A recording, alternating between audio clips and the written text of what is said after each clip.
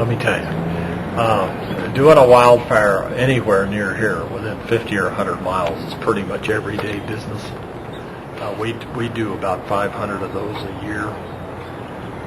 So responding around here is pretty much an easy, routine thing.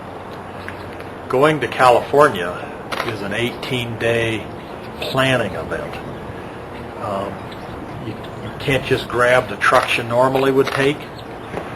We had to take the kinds of fire trucks that they ordered. No, I've never been to California before. So what was that like being there for the first time and knowing you had a job to do? It was an experience. I was proud to be there.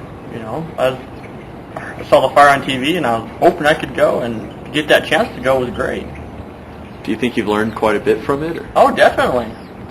Like each state is different, you know, so fuel is different, and I look forward to going next time.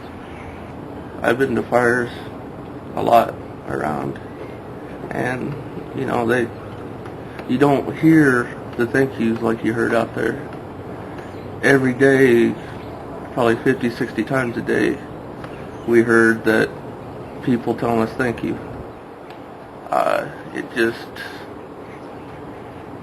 to me, that was the biggest difference from fighting fires anywhere else. Those embers would land in the next house, juniper bush. The bush would explode and fire and burn the house down. Yeah.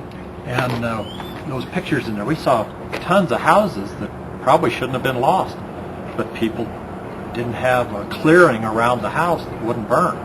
And then we saw others where all the brush and debris, wood piles were far enough away that when the ember hit in those piles and started it on fire, the house didn't burn down.